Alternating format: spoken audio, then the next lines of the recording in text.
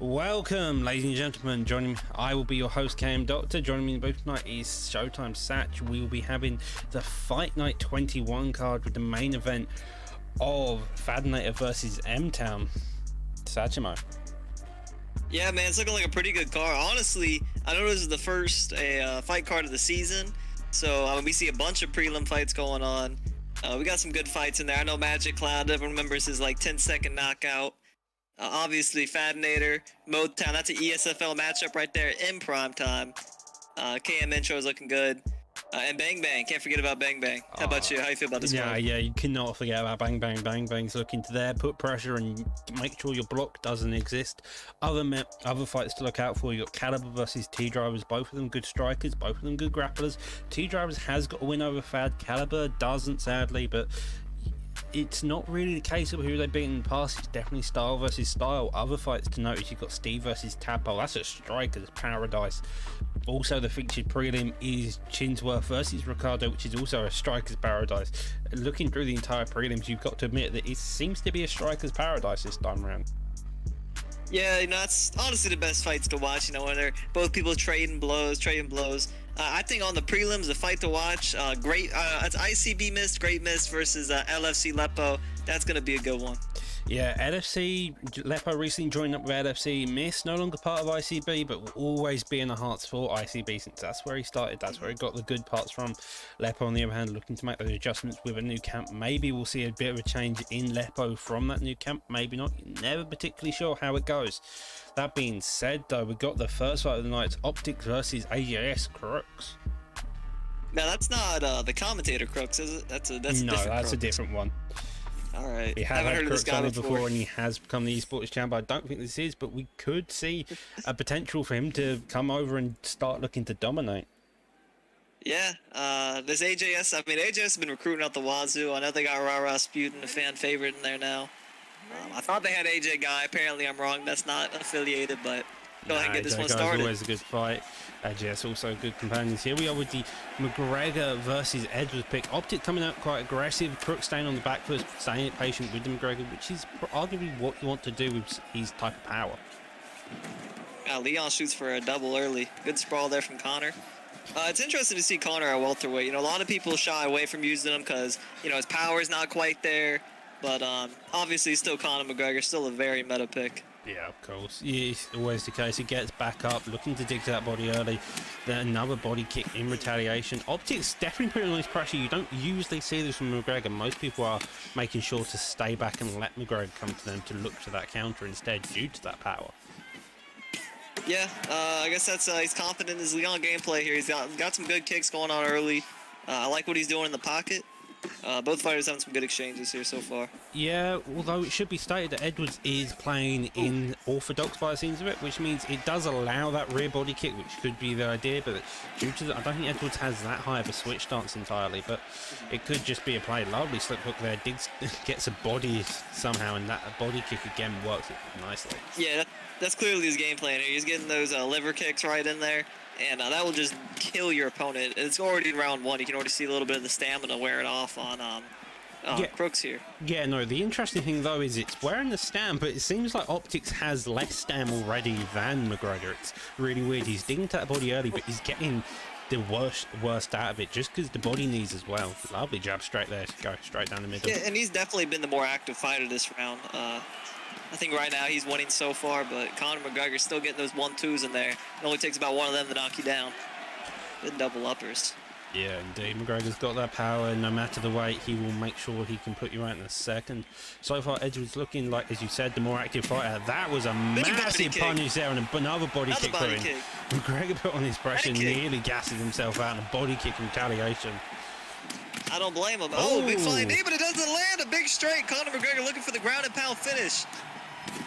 Doesn't look like he's going to get it. No, Leon pulls him down to full guard. This is a minute 20 left on the clock. We've had a fairly even round, but now all of a sudden it's all kicked up into fruition.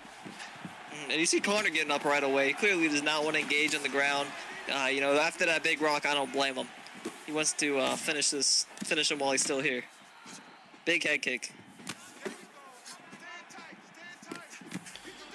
Yeah, we see Connor's getting a lot more aggressive with the kicks now. Before Well, it was a he's little bit got more that boxy. knockdown. He's got the stamina advantage. He's starting to probably win that head health game, and he's starting to get a read on the amount of power McGregor's putting on. Lovely job there, just landing that straight again. McGregor's straight is arguably one of the best in the game, and that block hold, both bones. Oh, big that's check massive. hook. 6 seconds.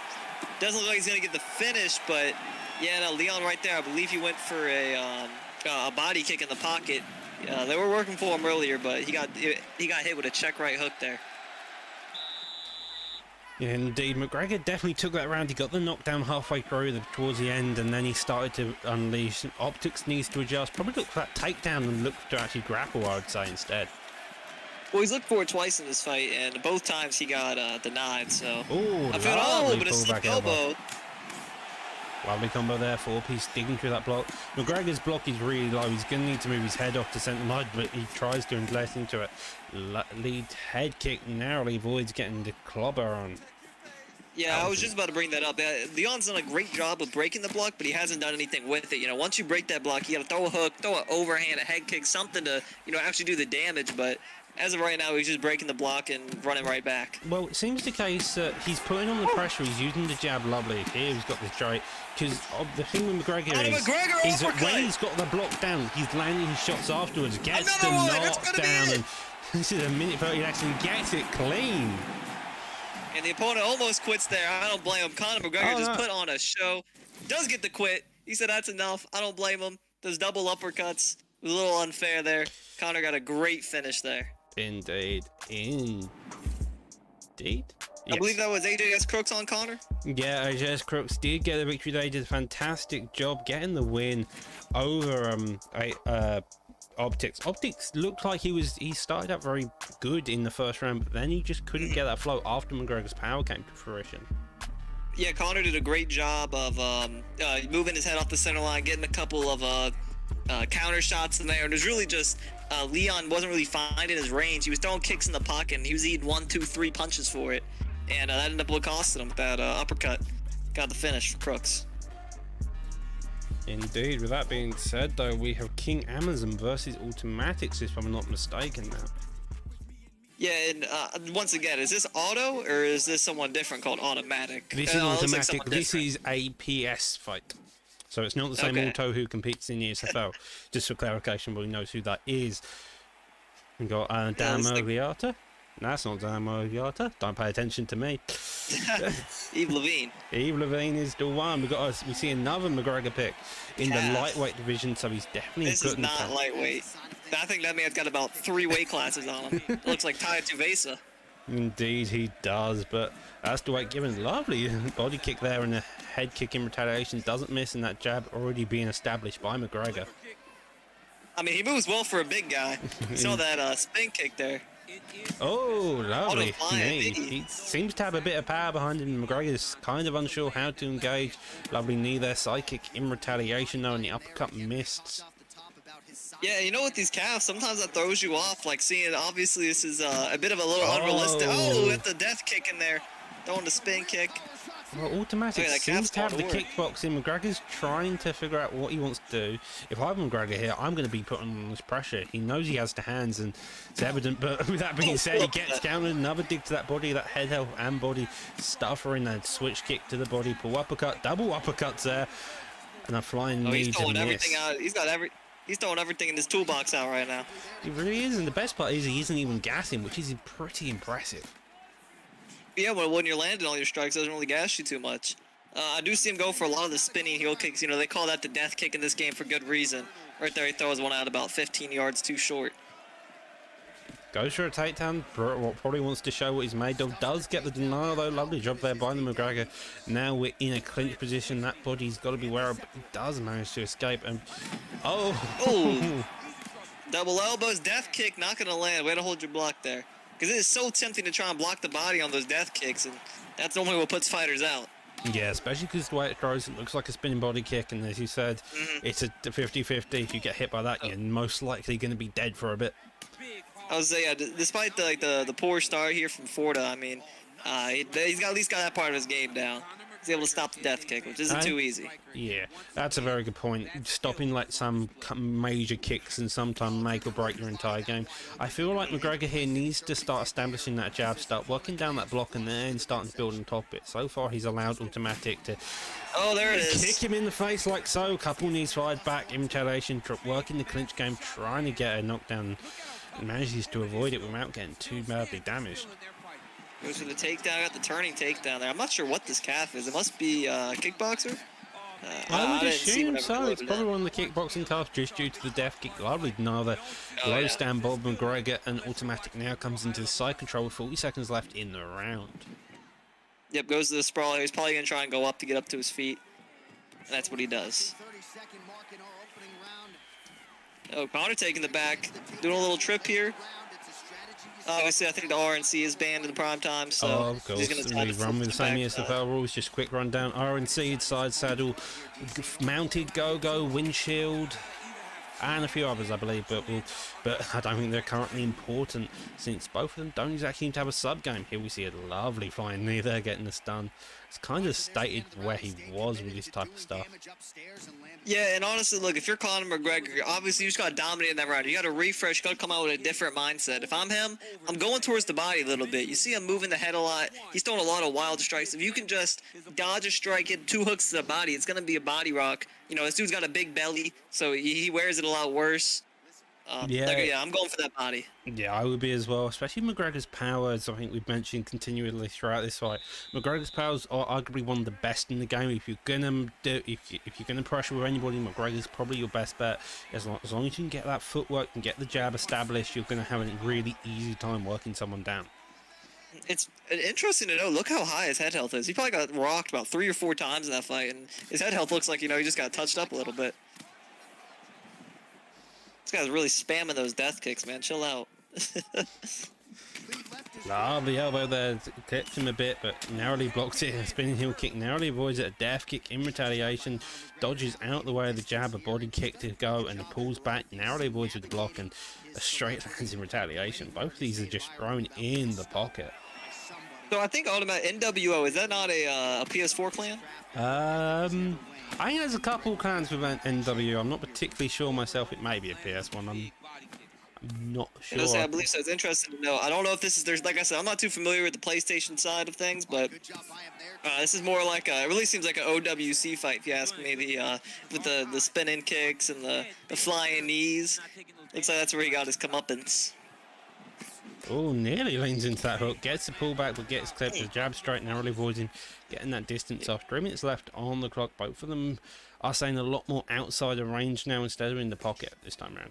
Yeah, and I think Connor's winning this round. He's actually doing a great job. And then there's the spinning head kick, spinning body kick. Like I said, this man's spinning like a ballerina, except he weighs about 400 pounds.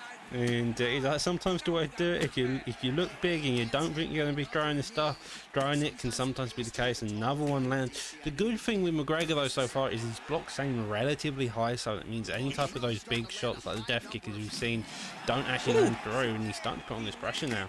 That hook probably should have dropped him, but it didn't. Connor's heating up. So if it wasn't for that death kick, he's taunting him now. All right, big fella, show me what you're made of. Couple of knees fired, a clinch attempt by both of them. Nice clinch right in. A spin kick in retaliations after the amount of death kicks he's taking. You can't imagine McGregor wants to really knock his head off. Well, there you go. Good check hook. Another left hook. Got him dropped. Tied to Vucia. Looks hurt. There's an uppercut. He's got another drop. Lovely there. McGregor now starting to put on this pressure. Just trying to land the shots. Looking to get the finish, and he does. Get the finish. He's got it. Hey. What a comeback. Honestly, I love seeing that. I don't like to hate on fighters, but Automatic, man, I don't like all those death kicks. I like seeing, you know, someone overcome the adversity and get the victory. That's what we saw from Conor. I mean, to be said, though, he did fire a lot of death kicks, but at the same time, he did a fantastic job using the other type of kicks there as well. He just managed to get the distance. He got the timing perfect as well in a lot of cases. Lovely job by both times. He was a really talented fighter. I saw a lot of good things from him. I'm sure he'll be back later, but, you know, you got to love seeing the comeback kid right there, King Amazon, picking up the victory. And now we get on to probably one of the better fights of this evening, to be fair. was bored of waiting for Prince to come and save her. KM Tabera going on against TMF Dale Denton. Yeah, Dale Denton, typically known as someone who will just stand there, throw, and just throw mental stip. He does not gas. Tabarak, on the other hand, has been growing up and up constantly. He's probably arguably one of the more improved fighters within our Xbox division, a bit like Rara, a bit like some of the other fighters. He started out a bit sketchy, but now has built himself up to be a competitive fighter. Yeah, let's go ahead and get right into it and see what these guys got for us. Being a bantamweight division, it's going to be an interesting one indeed. I believe that KMA clan, they're fairly new. I just started hearing about them. KMA? I was really confused. So a quick rundown of KMA. Tabarak's now KM. It's just a mistypo on it. He's now officially part of KMK. KMA is the Kingsman Academy. It's a trial version to help people get better and such. With that being said, we've got KM Tabarak in the red gloves, Dale Denton in the blue. Garbrandt versus Sanhanken. You really don't see too many Sanhankens. Unless we're pretty confident in this game plan. Yeah, true, but I have a sneaky suspicion Dale's gone Sanhanken because of the flying knee. Dale has used the flying knee of Tony Ferguson quite a bit, so I'm half expecting to see at least a couple of flying knees by Sanhanken. Okay, good uppercut there. Cody shot for a takedown. And Cody's definitely got the speed advantage in these two fighters. I mean, he's got the speed got the and power, but his chin massively suffers. Yeah. Even then, I think in the last time he got updated, they buffed his chin, but even then, I think it's still like an 87. Something just abysmal. Good head kick there. I mean, it's abysmal if he didn't have the power, which he does. So it's one of the weird perks of Cody. He's a glass cannon type. Lovely deny there with the side control, making sure to hold him. He knew he wasn't having the best success within the striking, and now he's taken it down 3 minutes 20 left on the clock, and he's got backside. Yeah, we know, I believe Cody Garbrandt, he's either like an elite high school wrestler, I believe he was a collegiate wrestler, so showing off his skills here. Not too often you see that, though. Normally if someone's going to wrestle in bantamweight, they go Cejudo, but here we are. Yeah, Cejudo's one of the smaller ones, I would say. You got Pedro, you got Aljo, you got Jan, you got a few other picks which are probably more suited to wrestling than Cody, but Cody's definitely got some underrated wrestling with him. Lovely ground and pound here. That is some really dangerous up block glow. We got a head stun, and the head health itself is still at half. Wasn't able to hold him out there. He gets bucked right off. Posturing up in half guard here, looking to lay down some more ground and pound. Nope, switches right into side control. Fair enough, you can go for the top mount transition. Lovely job there by Dale. Getting into that full guard now.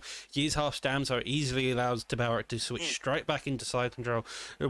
That's a poor amount of work by Dale Denton, but it's just the way it goes sometimes. Here we are in sprawl. You could go up to get the clinch, but you've got multiple choices there. And I was just going to say, Sanhanken's got a pretty good guard, so if he can stick in it, I believe his submission game's around like a 91, 92. You know, he's got those long legs, able to throw those triangle chokes, so if he can get back to that guard, he might have some success. And here we are with the back takes, knee in the legs, and these do like permanent leg damage. They don't act like leg kicks. They actually do quite a bit of damage. Lovely drop there by Tabarak. Tabarak's started out very aggressive with the striking to begin with, but now has taken it down and really slowed the pace down. This is exactly what you want to do as Cody. This is the best way to do it. You got a weak chin. You already know that's your weakness going into the fight. How about you go, batter him up a little bit in the ground, and then you're able to exchange. You got that 98 power, and that's just going to carry you through the fight, especially when your opponent has a hurt chin just like you do. Well, so far by the seems of it, Tabarak's got a lot better chin than Corey. Corey's chin is suffering, but it could all change when you look at the recovery stats in between round. I think Corey's got a decent stat. Legs him up on the feet, and we're actually call to round one. Yeah, I think Tabarak definitely took that round.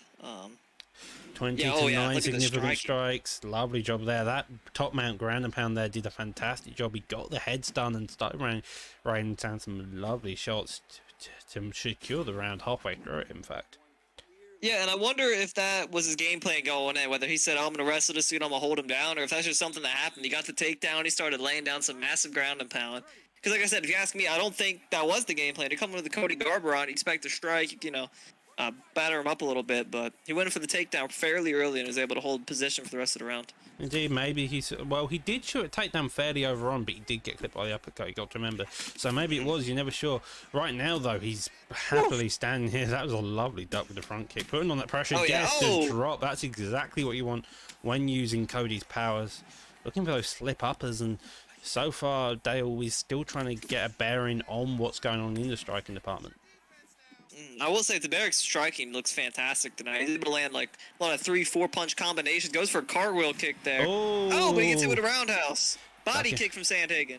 Yeah, lovely job there by Dale, making sure that even if he is suffering in the striking department, he's still a threat. Those ducks by Tabarik are doing fantastic. 4-piece there into the pocket. That block is really suffering, but Dale Denton firing back. He needs to be wary of that duck with the upper, because so far Dale's consistently hit with that rear uppercut. Yeah, it looks like Tabarik is definitely like going for like a Max Holloway approach where he just bop, oh, with a trick right hook. He's up kicked. Okay. I don't know how that one landed. It looked like he was already down, but good uppercut, a left hook, and a straight. This could be it. I mean, he's definitely getting there. That chin health of Sanhanken's is something to be scared about. Dale, typically known for his resilience and not being put down, he's looking like he's under pressure. I mean, it's just, yeah, these combos are coming in there laser fast. Oh my God, he's dribbling his head off the mat. Brutal. He just dropped him as he went down twice and KOs him with a lovely rear hook there. Oh my God, dude, his striking looked like Zeus out there. But like he was just killing it.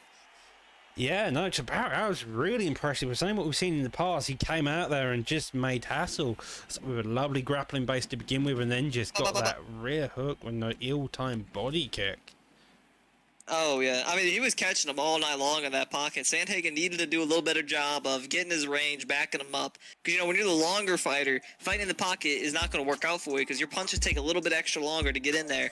And, I mean, that's what Cody Garbrandt was doing so well. He was just throwing out 100 strikes before Sanhanken could throw 2. I mean, you saw it in the drop just pre-hand. He threw like a 4 or 5-piece combo, and you dropped him in quick succession. Although up next, you got to admit, is going to be an interesting one. We have Tio Soul versus Ned. Ned actually showed up within the PSGP on Saturday. He looked really good. Looked like a possible title contender, but I think he lost it out again, if I'm not mistaken. Maybe, but that's just the way it goes. Either way, that entire GP was stacked with good PSIs.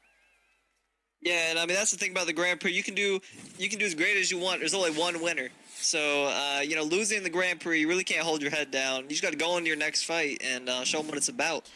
Indeed, we got Tio Soul as Anderson Silva, Ned as Robert Whittaker. We saw Robert Whittaker. I'm going to have to look up his record for 2 seconds. Like I said, I hate to be biased, but man, I love seeing Anderson Silva in the octagon. You know, we see Robert Whittaker every day. Not too often do you see Mr. like 24 chin Anderson Silva.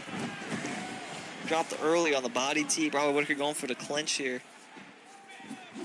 Well, this is kind of what you want as well, Ricky. You want to make it dirty, you want to make it quick, because Silva's got that head movement. He's going to be looking for those slick counters. You already see the head movement of Tio Soul coming out and looking for a lovely overhand there. Doesn't land on the block, though. Here's the problem with Silva. His best attribute is his head movement and his kicks, right? But he has like one of the weakest legs in the division, so it's hard to even use it. If your opponent knows what to do, he chops your legs down. You know, it's hard to move your head. It's hard to throw those kicks. Ooh. Oh, it's called a nice left hook there. Lovely body work there. He's leading with the lead leg, which is an interesting one. I wouldn't ever do it. I would more go for the rear leg, in my opinion. But that's just, it's got a bit more power, and also if you do get checked, it doesn't compromise you as badly in your normal stance. Here's the thing about the lead leg kick. It's just it's unorthodox and it's fast. Oh, talking about fast, a beautiful right hook. Yeah, that's definitely the chin of Silva being the issue there. Whittaker starting to put on this pressure. He's definitely had the most success here. Lovely counter though, and Tio Soul definitely looking for that head movement as we mentioned a couple of times with Silva, but just can't seem to get anything flowing as of right now. Yeah, I mean, I've tried to use Silva before, and oh my God, Robert Whittaker pouring it on here. Body and head, mixing it up well. Got his opponent against the cage. Oh! Blocks the knee and comes over the top with a hook. Yeah, that was a lovely bit of head movement there. Finally gets a bit of success. He is down like a knockdown though, if I'm not mistaken. And Whittaker so far has got the body work rolling. Oh, big head kick there too. Oh, gets elbowed there, goes for a takedown and puts him straight on his back. And Silva has been. Yeah. Robert Whittaker posturing up here, looking to lay down Some ground and pound. Yeah, he was getting a little too wild in the stand-up, decided to mix it up, take him down. But that's an armbar. armbar. That's a risky maneuver here. Half stamp on Whittaker. Silva hasn't got that bad sub defense, to be fair. A minute 20 left on the clock. As long as he doesn't get the slam, and he doesn't get it, this could be risky for Whittaker. Yeah, it's looking like he's going to escape here. It does look like he's going to escape, but we've seen weirder subs happen. Good tracking, no bite, so it's maybe T-Soul's idea for later down the line. If you can just wrap up maybe another armbar, maybe a ghillie, maybe a triangle. You're never particularly sure what someone can wrap up. Right, now you wonder, is Silva going to start taking him down? You know, he sees that, he might get a little confident. Now is the backside transition.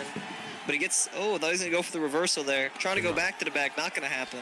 So you saw Whittaker there in the last 40-odd seconds, just after the armbar, just waiting for T-Soul to move. He doesn't want to engage, doesn't want to risk a deny. He's a bit wary, so we'll probably see Whittaker coming into this later and just keeping it on the feet, I'd imagine. Yeah, I don't think he's interested in taking him down again after how close that submission was. Yeah, it's definitely the case. Like, one or two good submission attempts and you are so scared of the ground. It's just the way it goes. And no matter the plays, no matter the game, if you nearly end up fucking up with a sub, you're gonna be in deep trouble.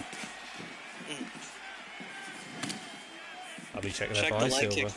Misses the body shot, so Whittaker coming in 1-2 straight. Both of them looking at the pullback, and a minute 30 left on the clock. Both of them are already starting out quite aggressive. Yeah, and you see, what are you talking about earlier? Whittaker using that lead leg kick, he's getting checked. Well, now you got to make the read. Go up top, throw a lead head kick, and a lot of time it'll catch the opponent off guard, and you can get a good finish there, a good rock. An axe kick coming out. Yeah, it's an interesting move, bit unorthodox, maybe looking to get a counter with it, and Whittaker landing another 2 clean hooks. That head movement doesn't seem as particular. Silva shooting the takedown. That's a rarity to see indeed. Lovely body shots there. Looks for the uppercut. And he comes in with the lead hook, but it doesn't sadly land. That's as predicted, though. He got a good submission. Now he wants to get on top. Oh, but he got caught with a jab there. Ooh. Whittaker straight in the body kick. Silva's hurt. Yeah, Whittaker's landed that body kick lovely, consistently. Head kick thrown by Whittaker. He's looking for that check the rear hook as he comes out of the pocket. Yeah, Joey's just looking for something. That's why he's throwing all these unorthodox techniques. He needs to get something back in this fight. He's just not really in a groove right now, striking. He's having a hard time putting, one punch after the other. Switch kick, but he gets caught with the elbow. Yeah, the one thing he does seem to have is the head movement. Even that's starting to have a bit of an issue. Whittaker's made a move, gets the elbow there, and Whittaker's starting to put on pressure. 2 minutes 30 seconds left on the clock, and his head health is blinking, the body health is getting attacked, and this is very risky for Silva. Yeah, Whittaker just needs to stop playing this little touch him game with him, and he needs to go forward and put the suit on his ass. Like, keep doing what you're doing, pressure him, throw those hooks out there, mix it up to the body. Because right now you got him hurt. You don't want to play with Silva when he's hurt. That's when you get countered. You just want to go ahead and finish that fight. Well, the thing is, sometimes you don't want to put this pressure on, because you put the pressure on, you lose your flow, and then sometimes it actually works out in less likely. Silva does finally get the takedown after a couple shots. Lovely job there. Looks to get into the half guard. Gets denied of the side control, and another deny there. Goes to the arm triangle, gets denied. He's probably going to be looking for a sub here, maybe go for a top mount, and he does, but he gets reversed. Oh, he gets flipped. It's a nice reversal there. If you're Whittaker here, you want to go posture up and just get up, I would imagine. Yeah, that's what we saw him do from the full guard. He got denied, though, a couple times. This time he's going to go to side control first before he decides to get up. Well, backside's not a bad position to hold. You don't have many sub-threats unless you want to go for a flying knee. Does have the backside ground and pound, and he nearly gets the finish, and he does. Dan Mergliotti saves Anderson Silva there. Wow, good finish there from Robert Whittaker. He was evidently annoyed about the armbar attempt. He didn't want his arm broken. Yeah, I thought he would just go right back up to his feet, but he said, nah, I got a good position. I'm going to use it. Laid the ground and pound, got the finish. Well, that's the case, so that's kind of what you want within this. Like, you may have risked the sub position previously, but it's just a case, especially as the higher up you go within the scene of competitive fighting, it's just knowing when's the right time to get up, when's the right time to stay on the bottom, and in that case, it was the right time to just sit there and use the ground and pound. We see next up, we got Chase Me Fam and Muffet Man. These are 2 fan favorites. I've definitely heard of these guys before. I believe they're on the PlayStation side, am I right? No, they're the Xbox side. Oh. All right, but I definitely heard these guys. I've seen them fight. Should be a good one. Yeah, Chasing Fan was a previous UFC 3 champ within PrimeTime, formerly known as IFL. Muffet Man's come into the scene using his typical car fighter and has been very much known as both of them being very fun fighters. Yep. Let's go ahead and get right into it. We got a Diaz versus Ferguson. Chasing Fan as Nate Diaz, Muffet Man as Tony Ferguson. If it gets down to the mat, I'm expecting at least, hopefully, one Darce choke. Yeah, we see both these guys have experience with each other. I've seen, I believe it was Muffet Man had a 5-3 lead. But, you know, all that doesn't mean much. But you just know these guys have fought each other. They know what to expect. Lovely takedown there already by Ferguson, getting that trip, going for the get up there by Diaz, and now we're back on the feet. Double jab there, lead hook lands over. You gotta remember the chin of Diaz is something to be a bit wary of, but so is Ferguson's. Ferguson's looking really good here to start. He's got a lot of good movement. Oh, but Diaz is putting it on now. Yeah, the boxing of Diaz just comes out so fluently. That jab straight is one of his best ones within the division, and you just see, like, you don't need to really combo. You can just get into that feely state where you can just start landing shot after shot after shot. Yeah, Tony Ferguson's movement, though, has been really good so far. He's been able to evade a lot of shots and land some of his own there, a little double jab. See, Diaz is trying to bobblehead here, but ain't working out too well for him. Yeah, indeed. Well, Ferguson's also had the massive deal that he's got that double jab working forward. Finally gets a slip off an elbow there and as such. Oh, yeah, he's pouring it on right now. Oh, good body hug. These guys are just throwing. They're scrapping. This is what an Nate Diaz Ferguson fight's supposed to look like, man. These guys are just scrapping. They don't care. Indeed, 2 minutes 50 left on the clock. Both of them are just scrapping. Ferguson looked for the takedown early on, didn't get it, and so is now. He's just looking for that jab to constantly land. Yeah, he's got that Usman jab right now. He's just popping that thing out there, and he's timing it perfectly because as soon as Diaz moves to the right, he's not throwing it. You know what I'm saying? So he's doing a really good job of those straights so far in this fight. Gets taken down by Diaz. That's an interesting reversal of what you normally expect to see, and Diaz gets reversed instantly. Yeah, we saw earlier in the fight, Ferguson was willing to initiate the takedown, so apparently both of these guys are pretty confident in the ground game. Oh, no. Ferguson's going to go ahead and stand him up, though. Fair enough. Ferguson's seen something in the strike, and we haven't. Lovely straight there, digs to that body, and uppercut counter, body kick in retaliation. Oof. Straight down the middle, and they're both back at it again, looking to stand and bang in the pocket. Man, it's just all these straights coming out for Tony's what's doing him justice. I'd like to see him do a little bit more body work, though. You got to lower that stamina on Nate Diaz, because if you're trying to just drop that chin, it's going to be a while.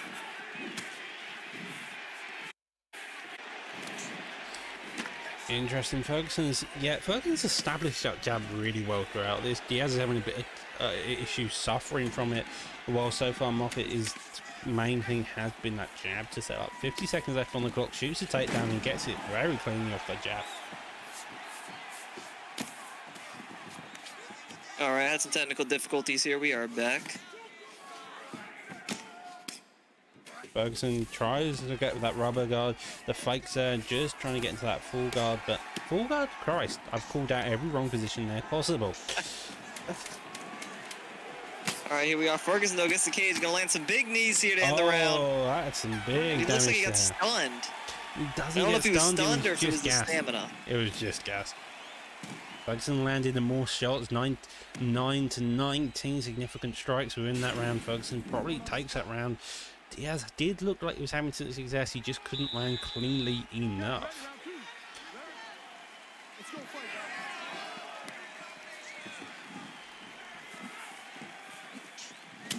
Leg kick by Ferguson. You don't really see leg kicks many times, but it seems like they are effective against Diaz, especially knowing that his leg health is probably one of the more suffering ones. He's already lackluster power. If you kick the legs out, you're probably going to also destroy it, even more of that power and be more easily able to just stand in the pocket. Lovely having missing that jab straight, body kick in retaliation, and knee flies back. We see both these guys just exchanging here. They're not really putting any power behind their shots so far. They're just getting a little feel for each other.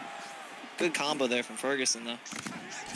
Oh, lovely Whoa! stun there. Digs down to that body kick shots. again. He just gets countered with that jab straight, the double jab up, the spin, elbow digs down, and this is definitely looking like a Ferguson fight. Oh, yeah, he's getting in his groove now. Another spinning elbow. That one missed, though. Oh, Flying knee! that was a Oh, lovely he's going in shot. with the elbow. Comes in with the elbows, looking for that ground and pound, doesn't get it, wants to be safe on side. Now in the full guard of Diaz, looking to fake, does get denied on the posture up, an armbar attempt by Diaz, and it does get denied. 3 minutes left on the clock. This is fairly even for both of them, but Ferguson has got the knockdowns, definitely winning the round with the previous round already in the bag. Looking like Diaz is fighting an uphill battle. Yeah, but Chase Beefhead has an excellent guard from what we've seen so far. We see Muffin Man throwing about 4 fakes, and he still gets the right denial. So, you know, if he gets back there again, he could possibly go for a submission. Would not be surprised. Yeah, indeed. But again, in this game, I don't really find that the fakes are the mainstay. If you make sure to do rabbit punches, build that J, that's probably one of the better ability to get out of the full guard. You just also got to be patient and let the guy on bottom move as well. Does get the jab, lead hook, and drops him there with 2 minutes left of the fight. Yeah, I don't know if this fight's seeing the ground again. How many times Diaz is getting dropped. Tony Ferguson just put on a clinic right now on the feet. He is indeed. That jab strike has been the mainstay of Moffat's entire game here. He's made sure to establish them and done it, and gets a knockout with a flying knee walk off as well.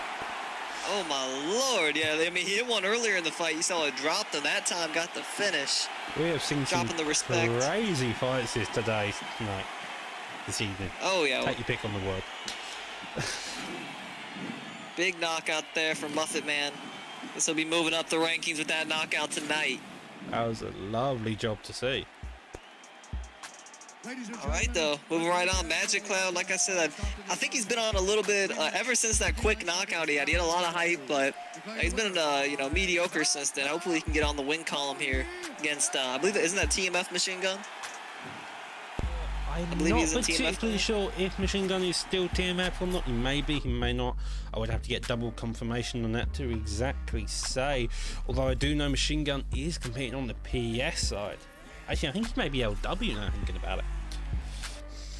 He was previously TMF. He may be LW, yeah, okay. He may not be. I'm not particularly sure off the top of my head. As I said, you have to Let's go ahead and get double check. right into it, though. See what these guys got for us. Yeah, I do agree. Well, Machine Gun's typically known to have a bit of a hectic fight. He normally gets a drop within the first minute. Taunts and acts are like really good. Song Yudong versus Yan. That's I was going to say that's... interesting one. Yeah, I'd never see any Sung Young Dungs in my life, but here we are. He said he's looking to take on the champion, Peter Yan, the unannounced, the paper champion, unannounced champion. The unannounced champion who illegally needs someone to lose said title. We continue. Lovely body jab there, and Yan, both of them staying fairly out of range within the first 20 seconds. Lovely check there as well. Both of them being fairly composed compared to what we've seen earlier on with this card, both staying aggressive. Uppercut lands. A lot of uppercuts, yeah. Yeah. But you gotta see, here's the thing, when your opponent chooses a fighter like Sung Young Dong, sometimes it just like throws you off. You're like, you're not trying to be too aggressive because you know they're at a disadvantage, but you got to come up with that same energy because, you know, it doesn't matter what the fighter they're using. It's about the guy behind the sticks. Yeah, I do agree, but at the same time, it's purely based on if you end up stuck with a health deficit against Yan, the Force of Nature perk starts taking effect, and that's going to be very much a massive play in the disadvantage to you. Oh, yeah. I'm just saying, Magic Cloud's going to take this fight seriously. You know, whenever, you know, most of the time you're used to running into Jan, CJ Dillashaw's, Robert Fonz, but you just can't let that off the gas because you see an easier opponent. Well, so far, Machine Gun's having a fairly easy time. He's picking apart his opponent. Jan seems like he's trying to fire some shots back, but so far it seems like he's a bit unsure of what he wants to do. If I was Jan here, I would start looking at a more boxing base, not kicking base, since that's what Machine Gun wants to do. And Jan's got the better boxing ability. I would definitely go for that. Lovely body kick. I mean, he's does get the chopping drop. those switch kicks, though. Yeah, the switch Magic kicks, Cloud's doing a lot of good work so far. Indeed. Going right for the takedown here. Not going to get it.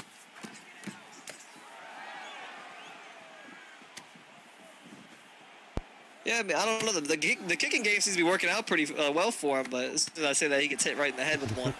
Lead Yeah, overhand. it's always the case. Commentary curse, as we've stated multiple times. Lovely body kick there, and 2 minutes, 1 minute 50 left on the clock. Machine Gun so far, I personally think he's leading it, but I'm not particularly sure since this is fairly close. I honestly think Jan's leading it so far, but, you know, we can agree to disagree here. It is a very close fight. It's just like Jan's doing a little bit more of the damage. it may be the case purely based on the stats, but to me, Machine Gun's just looking better, probably because of the fighter. But with that being said, Magical Clouds takes it straight down, looking to make sure he secures the round with a minute left on the clock. Yeah, those takedowns are huge whenever the fight's this close. He's going to do a little bit of ground and pound here from the sprawl. A lot of people shy away from it. They're scared they're going to get flipped over, but it's a fairly easy position. If someone gives you this position, your best opportunity is just to pound that body. I agree. Unless you're looking to that backside take, which you need to do fairly quickly, otherwise you will get denied. There you go, lovely job there.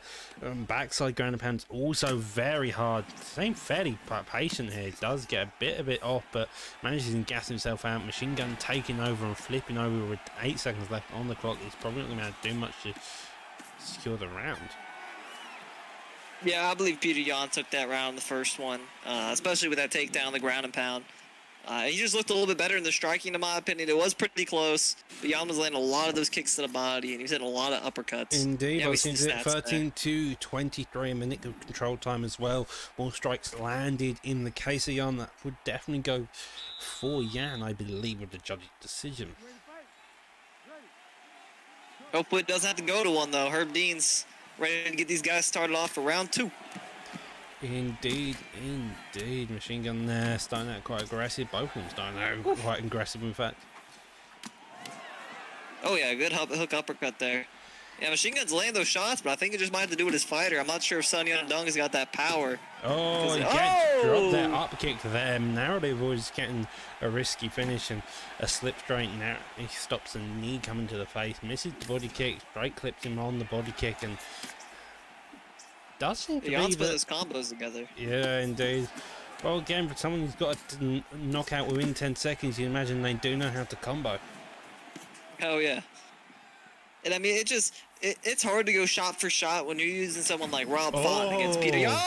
Oh, good head kick there. Well timed. Good head movement, though, by Yan. Yeah, indeed. Still stunned, looking to put that pressure on.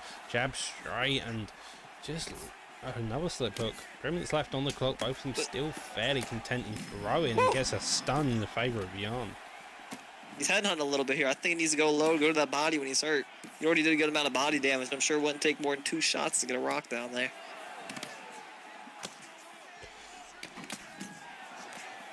Both of these guys, it's funny because we saw in the last fight, it was all about the jab. This fight, all about the hooks and the elbows there as he gets another drop. Well, they are playing fairly close range, so there's no point in establishing the jab. Clips him with a straight there and gets a drop. Going for against the phage. Oh, he's going to pull him down on the mount. This could be over here in a minute. Magic Cloud raining down the hooks. Narrative avoids getting finished. That head health is splashing badly. Looks like he's going to get the reversal into the full guard, which is good to see, but he is on half stand, so it does risk submission. Gets the full guard, looking for the backside sweep, does get it, and now Machine Gun is on bottom again. Yeah, it's a hard sweep to pull off there, going for the headlock, but he uses it just to get right back up. I don't blame him. He's having a lot of success here at the feet. The only thing you got to be careful, though, like I said, the hooks and uppercuts coming in. Those pullbacks don't look like it's going to be an issue here. Well, the issue is also the fact that Yan hits like a truck and Song Yudong's head health is basically gone. So anytime he wants you can't go shot for shot. He needs to look for those pullbacks because, you know, like I said, Yan's throwing a lot of hooks and uppercuts. You can do a pullback elbow and do a lot of damage, get the fight back in your wheel, you know, in a winning situation. Yeah, it does seem to be the case that he needs to look for some type of counter here. Jan's also doing the same, but his land doesn't need it, especially since he's got the power advantage. Oh, yeah. 30 seconds remaining in the round, though. Jan's looking to press the action a little bit here. Like I said, he's still headhunting. Oh, talk about a headhunt. There's a head kick and a... Oof. If it wasn't for Jan... Oh! What did I say? We say we're looking for... we want to counter. And what do you do? Counter. Yeah, Jan was hurt there, and he got a little too aggressive. Went for a hook, and I believe Young Dun hit that pullback up or pullback elbow. And that was lights out. Those pullback elbows do so much damage. Oh, he just nudges on the way down, going, "No, I did not want that." That being said, that was one hell of a fight, especially with Song Yudong. That was an uphill battle to see. Yeah, I kind of feel bad for Magic Cloud. He was doing really good work throughout that fight, but got too aggressive, and he paid the price. Indeed. Up next, so we've got a wild 1.5 EK Warbsy versus FSK Milky Joe. Hey man, I love the Milkman. I cannot miss a Milky Joe fight for anything. So Milky Joe is Milky Joe, probably getting even better with the FKS boys, a strikers of paradise. Warbs on the other hand is a comeback king from what we've seen within his previous fights. And in the featherweight division, Holloway is Warbsy, Volkanovski as Milky Joe. This could easily end up in a draw for all we know. I know draws are not possible, but I'm not half betting the game to give them a draw just for the characters. Oh yeah, he saw his 2-2, so these guys got a little bit of history. They split the series. This is fight number 5 between these guys. I'm sure there's going to be a little something on it. Indeed. Narrowly avoids getting nicked in the face. Gets a lovely takedown there next to the queso, so it does get the throw. He can get the back up straight upwards, and we're back into the half guard position. Yeah, Milky Joe's known to, he's a complete fighter. You know, he's got the striking, he's got the wrestling, and when you're fighting a Max Holloway, it's a really smart decision. Wrestle him early, you know, get rid of some of that head health, and it makes it a lot easier to win those striking engages. Indeed, whenever you have a little head the health top mount here, Warbsy on bottom. You've got to remember though that Warbsy will also know how to grapple. He's in the same camp with like people like EK Slick and Trixie. You're gonna, and Harambe even, so and Dave to mention a couple others. Like he's in a camp with a bunch of grapplers, so having Milky Joe may not be as big of a threat as you may think it would. Otherwise, be lovely job there on the head kick, and so far this seems to be a fairly even fight. Yeah, as you're saying, it just seems like EK is growing bigger and bigger by the day. They keep recruiting all these monsters. They're honestly looking like the deepest clan in UFC 4. Lovely couple of knees there. That uppercut lands, and again, Holloway having a bit of success. Probably both of them are fairly similar in stand, but sadly we can't see Holloway stand. Yeah, hopefully we just see Volk, you know, whenever you're fighting a Max Holloway, it's never going to be fun.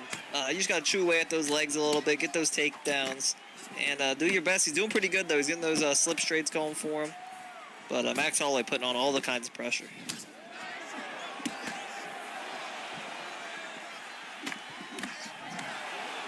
Ooh, slapped him there. Showing no respect for Volk. He really isn't. He's playing the aggressive game, and this is what you want as Holloway, just really making sure to pepper shots and put Volkanovski on the back foot. He would succeed with putting the pressure on just due to the power he needs, looking for those takedowns as well, so putting on that pressure, making it difficult, drops him massively. Massive change of game, gets the uppercut, drops him, now starting to put on this pressure.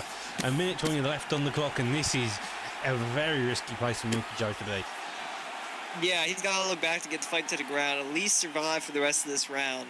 Because Max Holloway right now is going full killer instinct, and he shoots the takedown now. Gets a lovely takedown there. Does get him up though. Johnny wants to take down. Spinning heel kick, clips him in the face. Starting to look to work that block. Gets the elbow, looks down, and is going to end up in a very risky position. Now Milky Joe is in some desperate measures, and he gets the finish.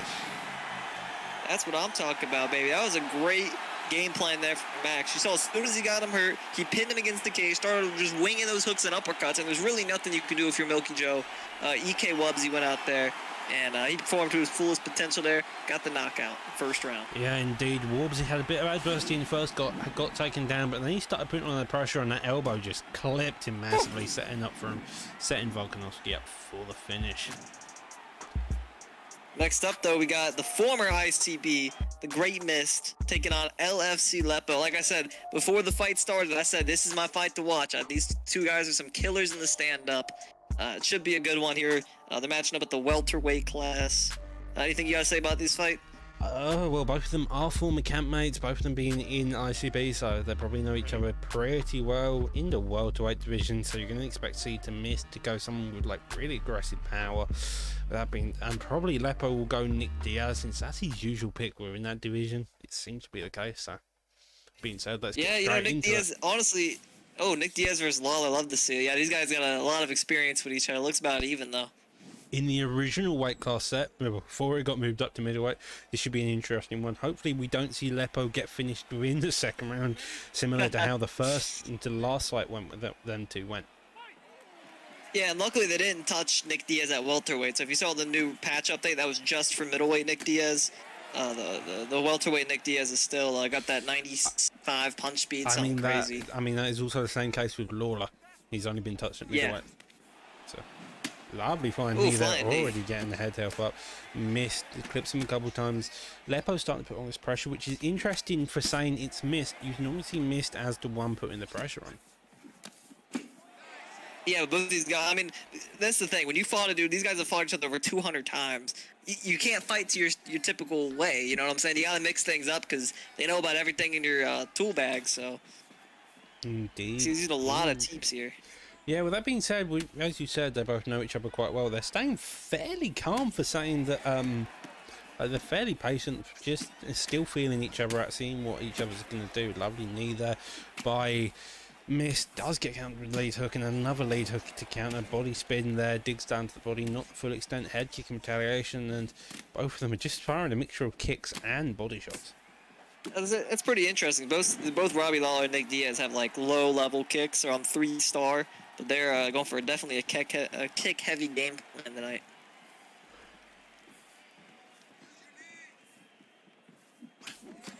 Dude, both of them they're both just fairly patient. They really are just staying fairly patient. Missed going for his classic double up on the body hooks, but 2 minutes left on the clock, and it's very slow and very. It's a weird one. I don't think I've ever seen Mist fight this slow. Like I said, maybe it's something he gets caught on a lot of pullback uppercuts, or there's something there. It's not just like I said, these guys fight each other 200 times. They know each other's tendencies, and when you have a fighter like that, you got to play it slow. You got to play very calculated. You got to do things unorthodox. Indeed, Mist going for a couple glitches, goes through the trip there, and does a lovely job getting it, but will he have to get side control? He does so. Mist being the first one to initiate the grappling is a very interesting scenario to see. Yeah, against the Nick Diaz, I wouldn't recommend it. You know, he's got all those submissions from the bottom. He's got a lot of, like, you saw the full guard transition from side control. So, Nick Diaz, he's going to get the reversal here. Now, if you're Robbie Lawler, you're probably wishing you never took him down. Yeah, I suppose so, but again, Nick Diaz isn't exactly known for his top game. It's kind of a weird one. Diaz is very good on bottom, not fantastic on top. Missed, looks to get the reversal, doesn't, gets the denial, and Lepo slipping out of it into the half guard position. Yeah, there's not enough time to get a sub off in this round, but if the fight goes to the ground again, I would not be surprised to see Nick Diaz go for one of those patent pending, omoplatas, gogoplatas, arm bars. I mean, something of that sort. I'm still shocked that Miss actually shot a takedown. It's kind of weird to see. Miss is known for his very aggressive play style, a bit like Bang Bang, and instead he's shot a takedown. It's a bit peculiar to see. That being said, though, Lepo seems like he may have won the fight, got a bit more control time, landed a few more shots, and got about 3 more significant strikes. Although both of them fairly patient and on the defensive side of things. I have a feeling that Miss is going to come out. Obviously he was trying something new. Yeah, against a former candidate, so I'm sure in this round will come out a lot more aggressive. You see, they both basically have full stamina. I wouldn't be surprised to see some more, glove swinging. You never know what this way can do. Lovely couple of knees there by Lepo, and Miss going retaliation, body shots, lovely straight there as well. Head kick only lands on the block, the jab straight, lead hooks, and so far it seems like Lepo's actually the more well-versed one within the pocket. Oh yeah, he's put a lot of, that's what it looks like though. With Nick Diaz, you got all these combinations in your bad toolkit. Oh, uppercut. There's a lot of damage there. That's probably the biggest shot of the night so far. Robbie Lawler's pouring it on. Nick Diaz able to recover though with that. You started seeing the old Miss coming to fruition there by the scene to it. Just got that stun, then started to put on that magnificent pressure, and Diaz is going back to that 1-2 again, clinch, and he gets the hip toss into the side saddle position. Right before the takedown, though, you see Mist is going for a lot of these just errant head kicks. I don't know, if he sees something there, but well, that is a typical Mist trait. Normally, though, he would be kicking the leg, so it's kind of interesting to see him only going for the head kicks. Mist does have a tendency just for going throwing random head kicks. They normally actually land in his case, but I think in this case, just due to the fact that he's not kicking the guy's leg out, is that he's having a bit of difficulty setting up the head kick. Yeah, that's what, if you're kicking the leg, it's a totally different story because then it sets up the head kick. But if you're just going out there throwing head kicks around, then one duck and it could be lights out. I know that from experience. See Robbie Lawler working inside his guard here with Nick Diaz on top. Yeah, indeed. Miss playing a fairly patient game here. He's just making sure that he doesn't give up any major positions. He's going fairly focused on the ground pound defense. Nick Diaz posturing up again, lands a couple of clean shots, but the power of Diaz doesn't actually do much, so the ground pound is kind of sketchy to say the least. Yeah, it looks like he's tickling him a little bit, but I'm sure he's just content. Keep this top pressure. Just land a couple of shots. He feels like he's already won this round. So maybe he's trying to play a long game here with Nick Diaz. I mean, the issue is, though, he did get stunned, so maybe he wants to look out in towards half guard, maybe a top mount position instead of just sitting in the guard, because he's not getting control time. You don't get control time within full guard, and so he probably wants to at least hold half guard. Yeah, I messed that up, actually. Yeah, it was Robbie Law that got the drop here earlier, so... And he gets the reversal here on Nick. Minute left to play. Let's see what they got going on. Lands a couple of good ground and pound shots here. I can definitely see an argument for Lawler winning this round with this stun. Does get the get up, and so this is going to be a very interesting case. Starts putting on his pressure within the last 30 seconds of the round. Starting to see another miss come out. Look for the pullback, uppercut straight, and both of them just trading shots within the pocket. Yeah, it looks like both these guys still feel the rounds being contested. You know, they don't really feel like any of them have won it. That's why they're going so aggressive here at the last couple seconds. Going for the death kick, too. Interesting to see Miss going for a lot of knees as well. That's weird to see. He's not going for pullbacks, he's not going for any stuff. Diaz seemed to want it with the 17 centimeter strikes, but with that stun in the favour of Robbie, you can easily see the argument for it to be 1-1 coming into the third. Honestly, looking at the way they scored contests in this match, I'm almost positive that Robbie Lawler took that round. It was only like a 1 or 2 strike difference between the two of them. Yeah. You know, Nick had some good control time, but control time doesn't mean much. You're not doing any damage. And, you know, Robbie Lawler landed the biggest shot of the night in that round, so I think it's 1-1 going into the third. Hopefully these guys play like it. Indeed, indeed. That being said, they got Diaz starting to establish that jab a bit more. Miss starting on the clinching, now putting on this pressure a bit more. But that jab, that straight by Diaz has consistently landed throughout this fight. It's been a real issue. You see it there again land. Yeah, Robbie Lawler's going for a lot of pullbacks. So, you know, when he got that big shot, it was a pullback uppercut. But Nick Diaz is definitely reading that now. Oh, yeah, going for the straight. Trying to put on some pressure here with Nick Diaz. Robbie Lawler's firing back, and he gets the hip toss. Yeah, again, we saw this at the beginning of the round. Maybe he's feel confident in that stun now. He secured it, unlike the last time round where he got the hip top after he got stunned. And so maybe he's looking just holding down the rest round of the gold. Yeah, definitely. I think he'd be looking just to hold in the fight because he clearly won the first round. So, I mean, it's either 2-0 or 1-1. Yeah, with that being said, though, just on a side note, the stamina of both opponents is really quite impressive. Yeah. We're in the third round and they're barely gassed. It's actually very impressive for that matter of fact. Well, there's been a lot of headhunt in this fight. Other than a few knees in the striking, almost all the punches have been going up top. So, and it really hasn't been at too high of a pace. So, it's not surprising to see the stamina so high. Which is an interesting fact when it comes to Mist, as I keep reiterating, is it's weird to see Mist not fighting like a crackhead, to put it in layman terms. Right, well, I think that's just because he's fighting a former campmate. Like I've said it multiple times, they fought each other over 200 times. And that's just when they're counting the games. You know, you can turn that off, so it could be even more than that. And when you fight differently with someone you fight hundreds and hundreds of times versus someone, you know, you're fighting for the first time. You know, you're not allowed to just throw out. Everyone's got their meta that they use, and when you need to adjust to that, it's kind of, you have to play outside the box. Lovely job here though by Diaz, getting that ground and pound. Now he's looking at side control, sprawl position. It's an interesting one. Probably just looking at that body. What does get the get up? Nearly does get denied though. You can go for the ghillie. Instead goes to the anaconda. Kind of a risky sub in my opinion. The ghillie's better because if you do get to the late stage, you can then get into the full mount position. Unlike the anaconda, which only gives you gives position up. Yeah. Well, yeah, Nick Diaz doesn't have the guillotine choke, so it kind of puts you in a bad position when you're in the sprawl. Normally, I wouldn't have stood up there. I would have just kept beating his body until the ref maybe get up. But I feel like Diaz would be the type of person who's got his ghillie from that position. If he doesn't, I'll be entirely surprised. That being said, though, in the game he doesn't. But I feel like that's a lie. I don't want to say that's true. That's Oh. weird. Oh, God. Uh-oh. Big body shots to Robbie Lawler. This took the fight with 14 seconds left. We were chatting about a Well, guillotine. That was missed a another comeback and a plan. half. While you were chatting about a guillotine, Mr. was killing Diaz with those body shots. Diaz looked for the finish with a death kick and then got countered by Mr. Mist got the body shots off. Yeah, if you saw Aleppo stunned him, I think he rocked him. Maybe I don't think it was a drop, but he rocked him bad, and he went for the death kick for the finish. Robbie Lawler gave him a 5-piece to the body, and Nick Diaz, he took a knee. He said, "I can't take no more." And that was it. That was the old Mist returning. You just see him dig down to that body like a maniac again 3 times in a row, not worried about getting countered with an uppercut. All right, moving on though. We got the featured prelim of the fight. TMF Chinsworth versus FSK Ricardo. Doc, why is this the feature prelim?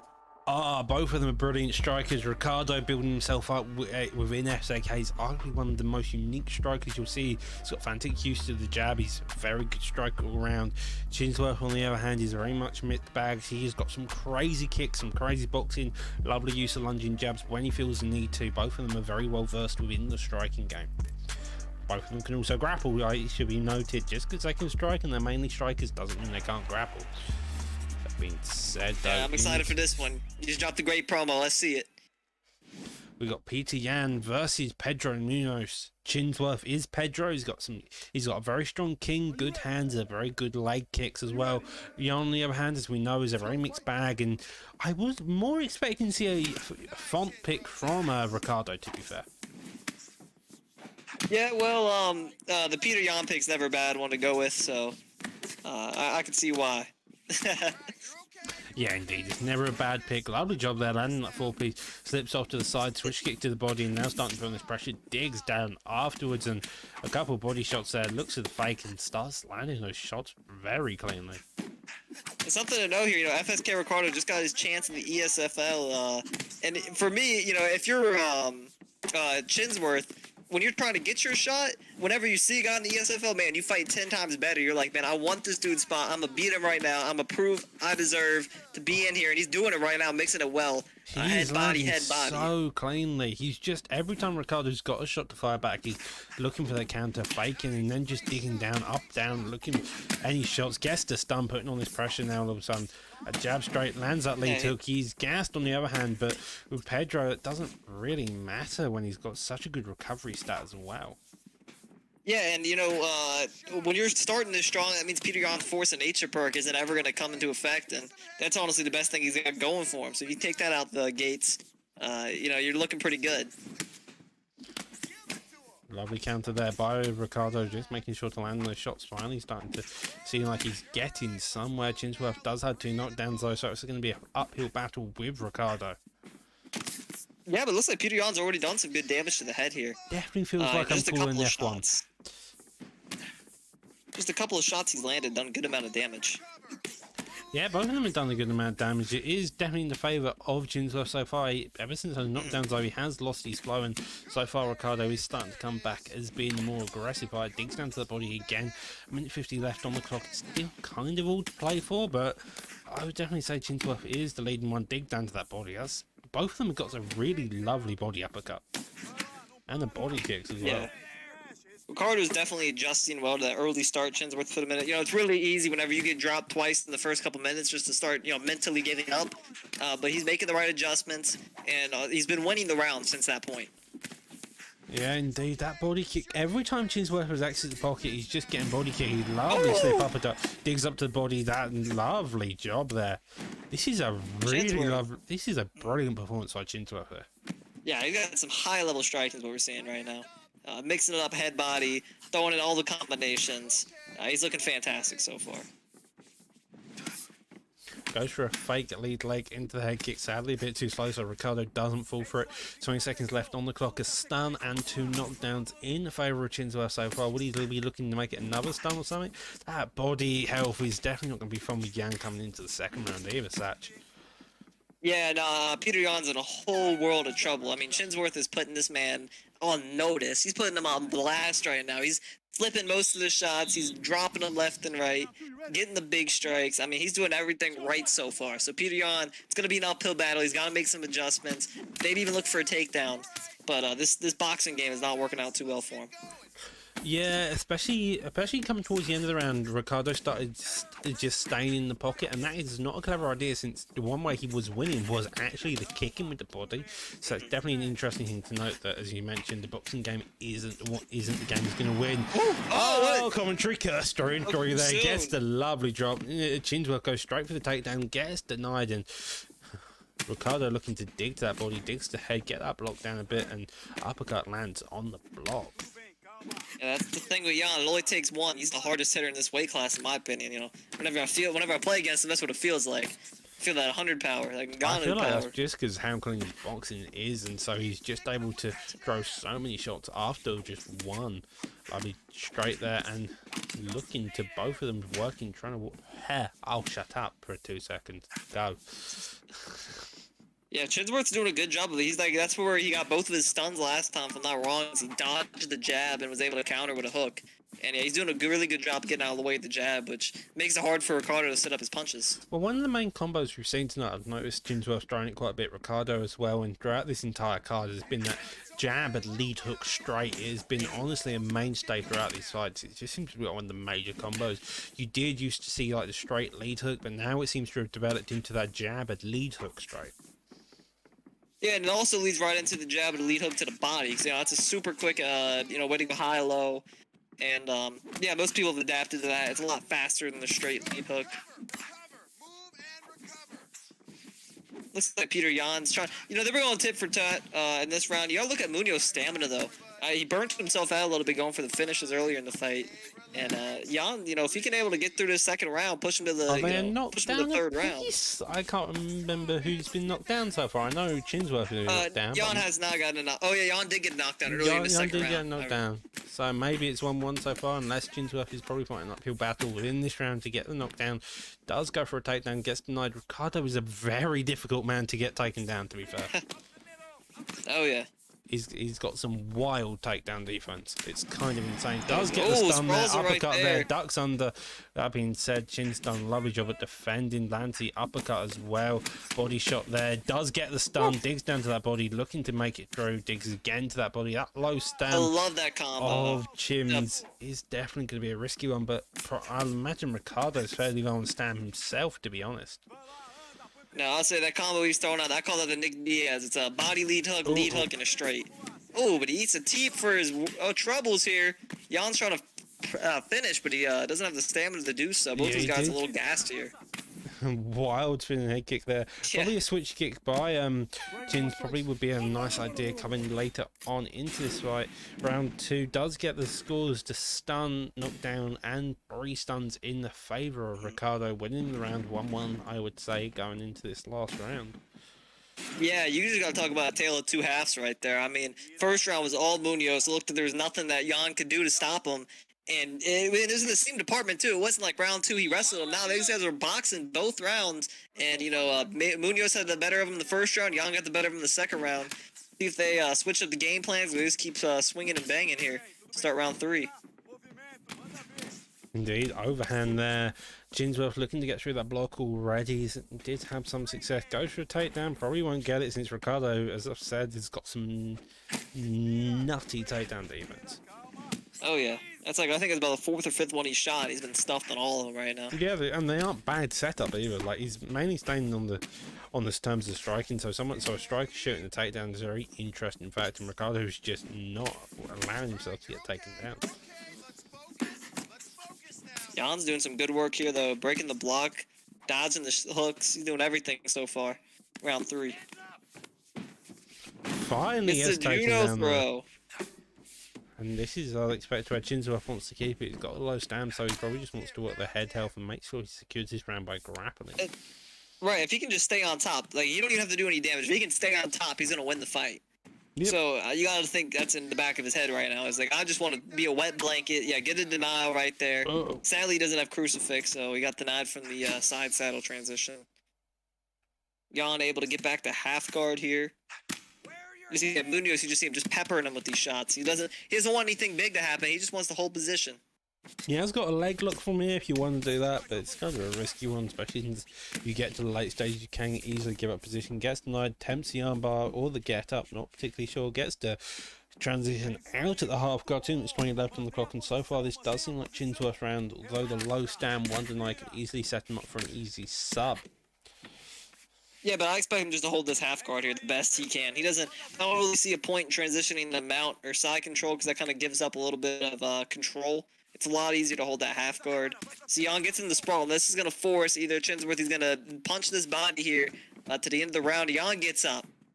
This is a good decision by Jan. Go to that sprawl, able to get up to his feet. Chinsworth's playing now he has a chance to take this round. Oh, that's a big shot. Gets the body stun. Narrowly avoids it afterwards, and switch kick there indeed. This is a risky position for both opponents to be in. Both of them are hurt badly. Both of them got low stamina, so it just increases massive vulnerability. Chinsworth, even though he's doing really good right now, he's incredibly hurt still. He needs to just keep the hands up. You got 50 seconds to survive, but it looks like he's going to go for the finish. Going for the armbar. Swinging around for the armbar here. Will he get it? This is a low percentage sub, in my opinion. It really is. Looks The like escape's already massively high. 30 seconds left on the clock. If he gets out of this, he may give up side control, which can go into a knee on belly. But depending on how long he can hold this for, he can hold it for another 15 seconds, he'll be golden. Right, I think he's just looking to drain the clock here. Even though he might have been able to get the finish, he didn't want to risk, Jan being able to get up quickly and get back to his feet. Munoz clearly securing the victory here. Not enough time left for Jan to do anything. Yeah, how do you see that fight? That was a lovely job by Chinsworth. He definitely showed the performance. That's a 2-1 though in the favour of Chins. I feel like he took the first round, and the end of this, and the end of the third secured the victory. Ricardo did do a lovely job at adjusting throughout the fight, especially halfway through the first round and the second round. It was a great fight, but you got to see Chinsworth right there. He said, I belong with the ESFL guys. I just went out here. I beat one of your members. Where is my spot? I think that's the mentality he came in with this fight. That's the mentality he's going to leave this fight with after such a great performance. 29-28. The winner by unanimous decision, So let's hope the judges don't screw him out of this one here. And there it is. 29-28, if I'm not mistaken, in what I heard Bruce Brusford called out Chinsworth taking the victory over Ricardo. Yep. That's going to bring us on right into the main event. Steve versus FSK The Tap. main event? The main card, I believe you mean. Main card. That is correct. Not on the main event just yet.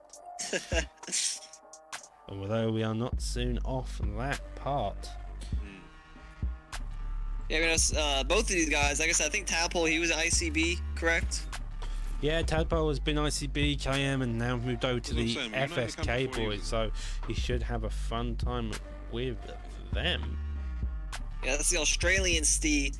Yeah, it's something to know here. That's something you don't see on this fight card. You say, oh, we got KM Intro, we got this guy. You don't see where they're from. That plays a big impact for some people, when you're going from fighting on 50 ping to 200 Steve's not ping. Australian. He's not Australian. No, he's UK. UK, okay, same difference. Y'all are the same. And Snatch for Life has been suspended from commentary. We got Showtime Snatch with the bad takes on comms. Always fun. Nah, Steve is UK. He's EU. Oh, there's a lot of disrespect going on here from Steve. He might be Irish, I don't know. He's talking a lot of bad shit for this fight starts. That being said, though, we have this here. We've got Tadpole staying fairly on the outskirts with Steve in the red gloves, Tad in the blue. There we are. Yeah, you see the Pettis pick from Tadpole. I know KM Adjust is one person I know that really likes to use that Pettis as well. It's definitely a hard fighter to use, in my opinion. He's got a lot of the creative striking. He's got great kicks, but the boxing isn't there, and just the health stats aren't really there. The health starts on there, but he's also got a very good bottom game. He's got rubber guard, he's got the full guard sweep, and he has got some boxing, I feel like, especially as a kickboxer. You don't need particularly great boxing like Poirier does, but you just need enough to get you around to then open up the kicks. Both of them trading very heavily in the pocket. 3 minutes 20 left in the round already, and both of them playing fairly aggressive. He's got good boxing, but when you compare it to the guys in his weight class, it was a beautiful slip uppercut there. But when you compare it to the guys in his weight class, it just doesn't stack up with the Dustin Poirier, a Justin Gaethje, a Conor McGregor. Oh, well, Poirier's pouring it on now. No, again, Tadpole's putting on his pressure, but then Poirier's got an answer to every time he throws a strike. Every time he's throwing, he's landing the body cut, looking for those straight shots and just making sure to counter on every time he sees a head. And does get the highest double leg single and sticks him straight on his I got to be back. careful. The full guard sweep here from Pettis. No, he goes for the sprawl. Probably looking for a get up from here. You got multiple ways. As long as Steve punches that body, he does get it. Does get denied though. Attempts a backside, gets denied, and a minute 2 on the clock. Gets to sweep from into the side control position. I was just going to say, if I'm Tadpole in the bottom sprawl and the guy's just sitting there, I'm just going to wait for Herb Dean to stand us up. I don't think there's any reason to be going for transitions when he's clearly just hawking it, but he was able to get the reversal there. So yeah, indeed, does take the back here with Pettis, and this year a minute 15 left on the clock, gets denied there, and it's a weird place to be with Pettis. You know you got the subs, and Poirier's got a very bottom game, so maybe you want to look for a back side instead. Goes to the ground and pound here, and he's done some very clean shots against Steve. Oh yeah. Block fairly low. If I was Tadpole, though, I would have easily just wrapped up some type of choke. But with that being said, Tadpole's now gassed, and I was gonna say the RNC is illegal from that position when the back is flat? all the way flattened out. No, from back flat, it's illegal. that's legal. From the back mount, it is legal. As far as I'm I believe aware, that's the way it works. No, I think the only one which is illegal is the back sitting. Back sitting. Well, it's your league, so I'll just defer to whatever you say. Yeah, back sitting is the only rear naked choke which is illegal. The back flat one is legal. Since it's such a difficult position to get to, it's fairly easy to go. It's a fair sub. That's all right. I've had these problems in my fights. I'm just sitting there questioning, is this legal? I don't know. I'm looking to do it. Like, I don't want to risk it. Yeah, it's always a fun one indeed. Just knock out your opponent instead. With that being said, though, Tad putting on his pressure again. Steve on the back foot, but he's making sure that he's not getting rolled over. See, interesting to see Pettis not really going for those kicks as much as you think he would. That's clearly where he has the advantage, but it looks like Poirier's doing more of the damage with the kicks. Well, again, when you want to play like a boxing style, you can always do it with Pettis. Pettis does have a lovely jab strike, and it's just if you can start flowing with him, you're going to have a really easy time. In this case, you can see he's putting on his pressure and just having the ability to flow. 3 minutes left on the clock, and so far it seems to be a back and forth fight, although Tad is definitely leading in the pressure advantage. Oh yeah, I think honestly he's got the advantage overall throughout this fight so far. I think he won that first round, and he's looking great throughout the second round. You see the damage is piling up for Steve. Yeah, I would agree, but you can never count out Steve. He's got the power. He's got that striking ability, as well as the fact he's using Poirier. He just has some mental power. He's got that Australian power, huh? If you want to call him Australian. He may be Irish. I'm not sure. He's EU. I know that much. All right. Oh, that's Steve getting a knockdown there and playing fairly aggressive. Gets to stun. That is a massive comeback by Steve. And now Tadpole needs to look back, gets to counter, gets a drop though. He's annoyed. The tornado kick fires off and he fails to land it. I don't know about you, but I love that. Whenever someone's dropping, you hit him with 2 more punches. It looks so beautiful. And I mean, that's what Pettis did right there. He hit him with about 3 shots on his way down. I'm honestly surprised he wasn't able to get the finish. Indeed, gets to stun though, digs onto that body, doesn't come back. Oh! The Tadpole special. There goes that man. Hit him with the 720, 1080p right there. Oh my lord. Going from a tornado kick into a spinning heel kick, lovely combination of kicks. He was expecting Steve to come aggressive after the counter, and instead he just gets clipped in the back of the head.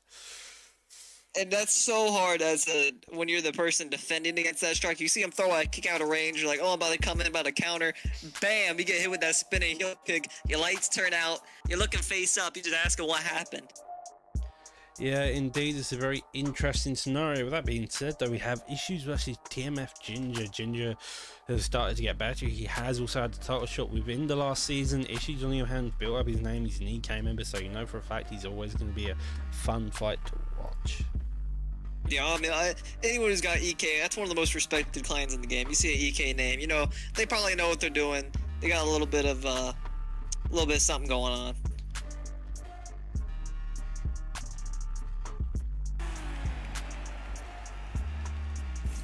Indeed, indeed. In the lightweight division, Poirier versus McGregor, the classic matchup. Ginger in the red gloves as Poirier, McGregor in the blue as EK Issues. This is going to be an interesting fight to watch.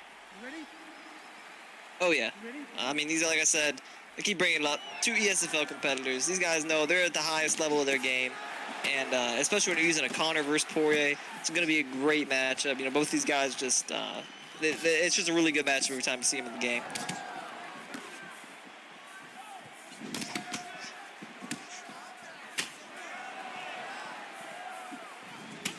Yeah, big job there.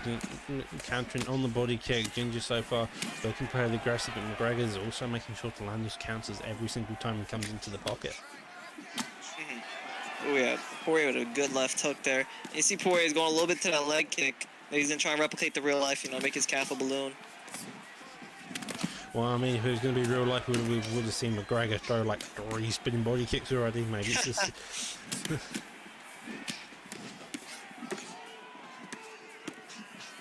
Both these guys just exchanging, hitting each other's blocks so far. No one, they're hitting, but they're not doing too much damage yet. Instead of doing too much damage, and Issues gets the stun, putting on that pressure. Ginger firing back with that straight lead hook, landing cleanly.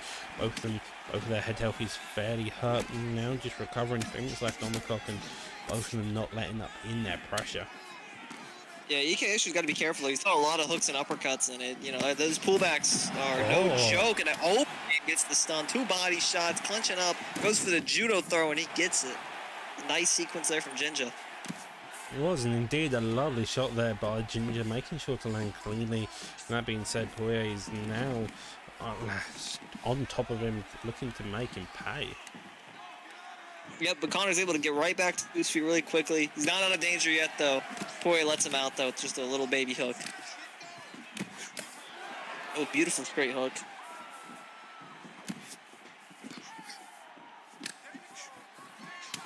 Yeah, so far it looks like Poirier is getting the better of him in these striking exchanges, but it has been going back and forth overall. Lovely leg kick there. The leg kicks, as you mentioned earlier, Satcher on the main stage. McGregor's clipping in that straight, and now it seems like Ginger's starting to feel a bit more comfortable, especially with 1:20 left on the clock. This is exactly where you want to be starting, trying to put on, make sure you secure the round by putting on that pressure. Yeah, I'm just a little worried for EK Issues right now because he's throwing, like I said, he's throwing everything he's throwing is hook and uppercut. And but he gets a beautiful counter right there. But yeah, it's only going to take one adjustment for, you know, pullback uppercut can end the night. Beautiful body shots. There's the uppercut. Overhand uppercut clips him as he goes through counter.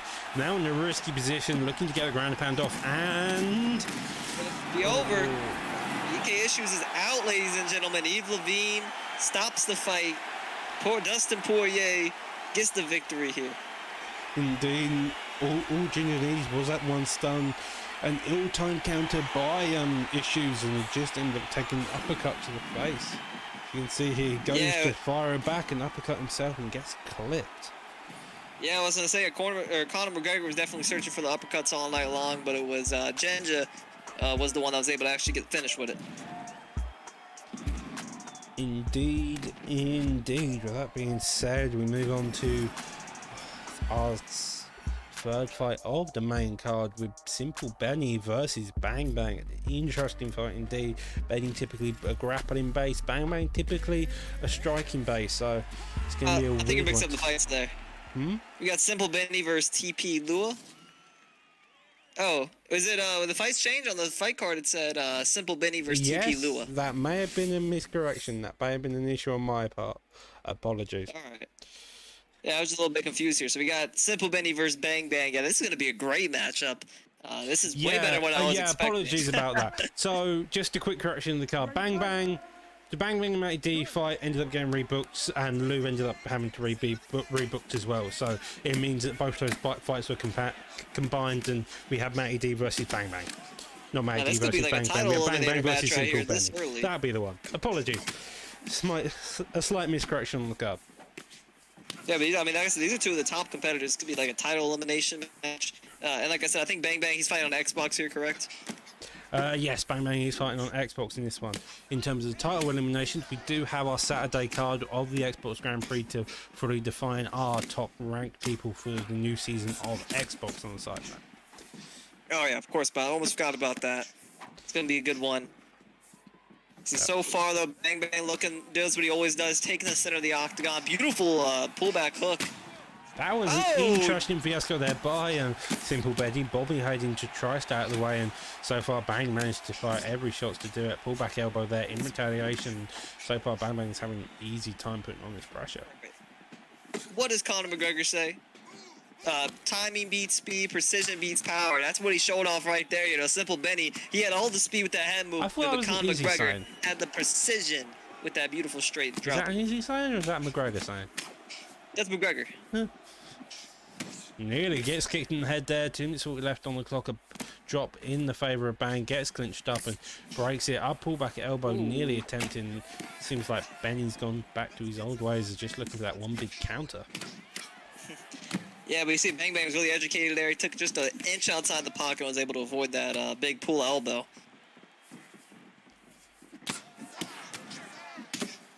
Both these fighters are just exchanging huge blows here in the pocket. They're letting the guard down, just exchanging leather. Indeed, a straight clutch down, and here we are. We just see another uppercut. Lovely job there by We're out of this clinch game here. Dustin Poirier is just blowing him up with uppercuts.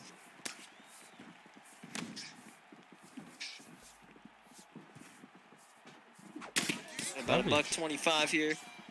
Left in the round. Yeah, a minute.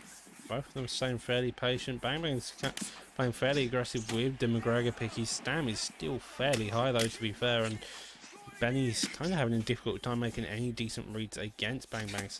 Seems to be sidestepping a lot of leg kick there just to maybe hopefully get something off, but so far Bang Bang's had the most success within this fight.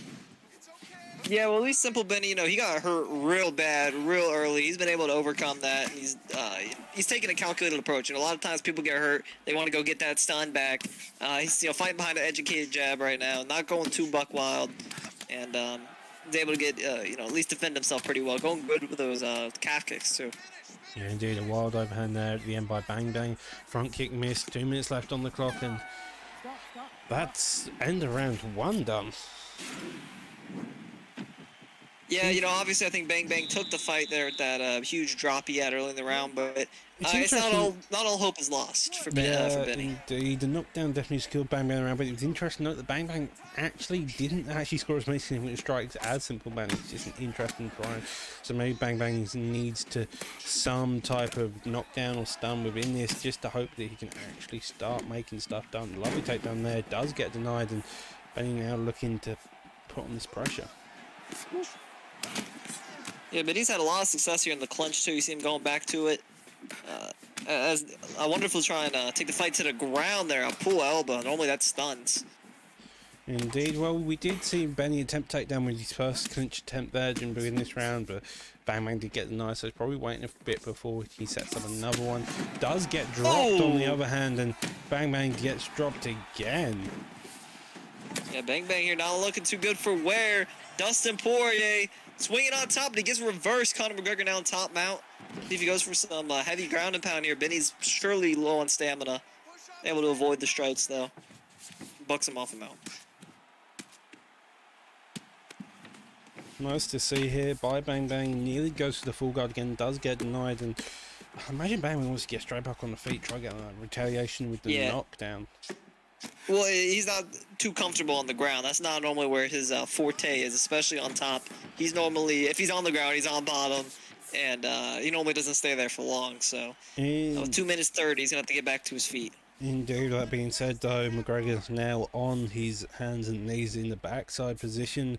Poirier on top, and he's looking at denial, and now it's in a risky position, especially from backside with ground and pound. Does get the wrestle though into the side control. Yeah, this side control position is really good for Simple Benny. He's, we got a few denials here and can change the game. So a fake into side control to go into, that's a little uncommon. Yeah, I think it was an undeniable fake just to make sure he doesn't get faked, and then Simple Benny is now into the side control. Connor's hurt quite badly. Connor's hurt real bad. Yeah, that's just the way it goes. Sometimes you don't realise how badly someone's hurt, and you've got an arm triangle attempt here. Maybe Simple Benny's know something we don't about Bang Bang's sub-defense. And it's when he left on the clock, and he's fairly stable, but it does seem like Bang Bang's going to escape it with nearly half of his escape bar. You don't have to finish this choke. Normally, a lot of people use it just to get the pass and the side control. You still got to be fairly deep to get the pass, though, which is one of the main issues with the actual choke itself. So sometimes you don't use it for that. But Gilly, on the other hand, you can get fairly deep, and here we see a lovely job time wasting. It's probably the thing he wants to do. He knows he's won the round, so he doesn't want to give up position. So just time wasting here is probably your best bet. Yeah, he's got that arm in guillotine here. A little tough to finish this. He's going to kick him over in a mount, most likely. Maybe he can get some ground and pound for the round ends. Let's get out on top, but you see, like, it's 5 seconds left in the round. It's kind of pointless now, and with that being said, he gets an up kick with him being done. Yeah, you got to watch out for that, Connor. Those up kicks won't come free of charge. It's really interesting now. 1-1 now. See if Bang Bang can make the adjustments here. Take round 3, or it will be more of the same for Simple Benny. Yeah, you just gotta wonder with Bang Bang's style, is he gonna be able to translate with a hurt head? You know, a lot of the time, there's the clinch and the knee and a left hook. He's dropped. Conor McGregor's hurt in the clinch, 2 knees to the head, and an undeniable uppercut. Yeah, always a fun one, especially with Simple Benny. He's done a fantastic job here, just working that head health and then looking for the takedown afterwards. As I said that. And there's a judo throw. Yeah, gets a deny there, and this is a very risky position for Bang Bang to be in. That head health so low, he's nearly done, and if One more. Yeah, it's kind of insane how badly McGregor's hurt here. Yeah, no, and if he gets the head health all the way down, he's going to get that posture up, and this is going to be all she wrote. And I'm not sure what they're doing here. Maybe the battery's disconnected. They're just comfortable sitting here. Maybe he's waiting for Herb Dean to step in, but he ain't going to step in with all these elbows from flying down. I don't know what's on. I think Bang Bang might have just gave up there. That was an interesting fiasco. Bang Bang's something may have happened. Who knows? With that being said, though, Benny takes the round after having a very dominant performance in the second round. Bang Bang won the first. Benny came in, started leading the second. Somehow, Bang Bang's chin just completely went during the course of the second. With that being said, Benny gets to finish in the third. Yeah, that's a big win for him. You know, Bang Bang is no pushover, so maybe we'll see Bang Bang return to the PlayStation side of the bracket. But Simple Benny there, able to pick up a huge W against a top-ranked opponent. Indeed. Now we enter the last fight of the main card before we enter into our main 2 fights of our co-main and main event of this evening. We see Caliber and T-Drivers going at it in the featherweight division. Is Caliber stepping in for intro here? This would be the one. If I end up All right. having cause, do I need to double correct the card? Well, that completely changes the fight for T-Drivers. You know, as long as those guys are still in the same camp, they don't fight anything alike. You know, Intro's all about the pressure. He keeps the fight on the feet. And, you know, maybe T-Driver's planning to take him down. Now he's got a completely different match ahead of him with KM Caliber, who's definitely more wrestling-based, a little more orthodox. Indeed. Just for clarification, within our co-main we do have Intro versus BSD Big E, just for clarification here. Apologies for the graphic there. So BSD, all right, so that fight's going to be the main, the co-main? Yeah, the co-main, and then the main event, which is on the graphic that we've been referencing earlier, has been the main one. It's just a couple of switch-arounds here. It's all right, though. We still got a bunch of great fights. KM Caliber working off his back here. TD Drivers putting on the pressure.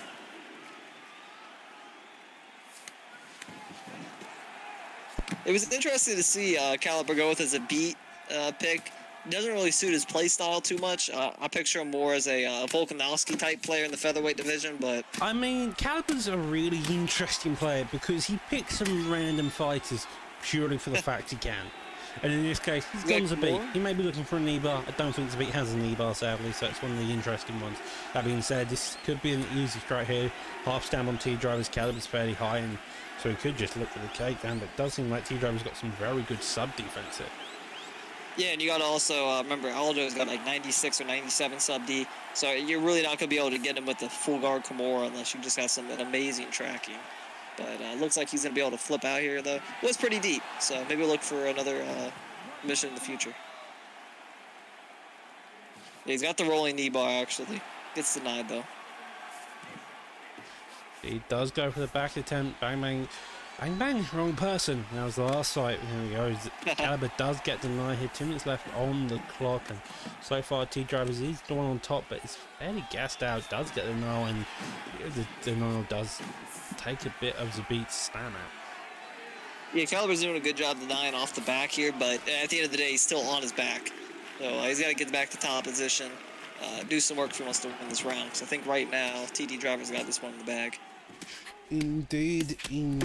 Caliber's done a fantastic job so far. Just mainly staying patient, staying calm, staying patient, just allowing it to control the fight. These body shots here, these are no light shots. Doing a little bit of damage. He does get the get up and maybe looking for a couple big shots, maybe to secure the round.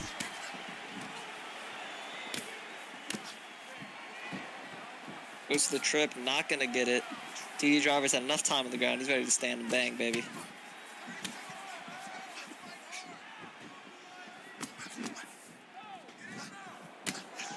Ooh, Zabit misses with the left kick, but turns it right into a body shot.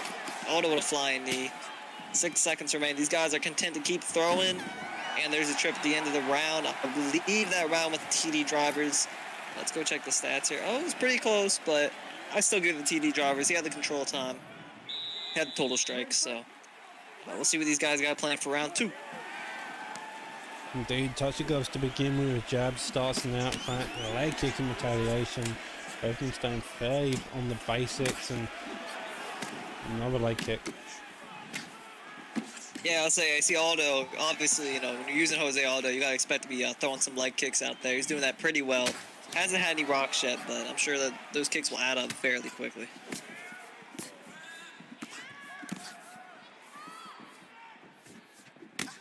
Lovely body kick there, lands cleanly.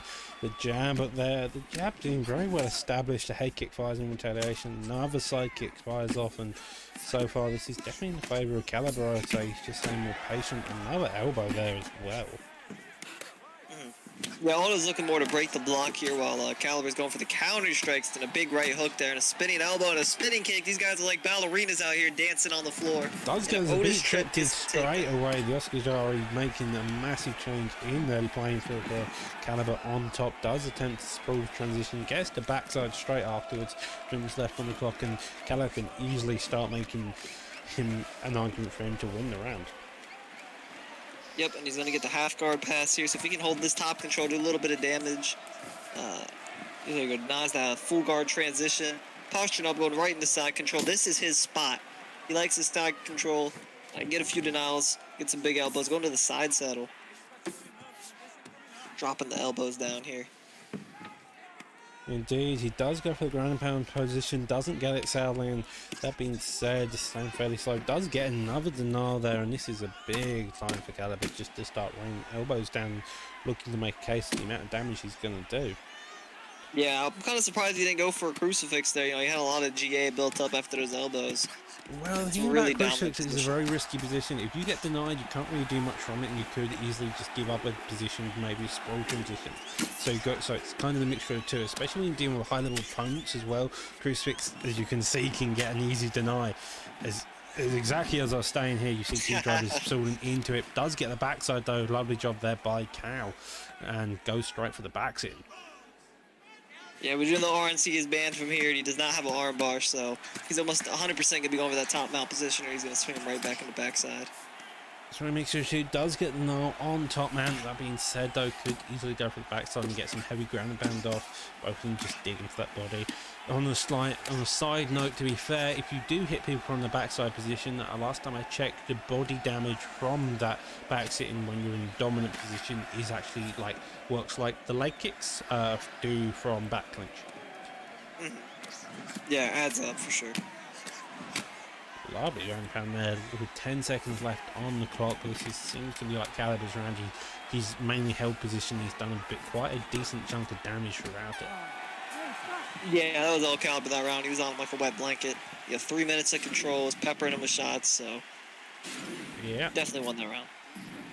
The first round maybe went to either one. It could be a split between the two. Second round's cows, so on the safe bet it's 1-1. So both opponents need to win this last round to really make the case for a decision for the judges.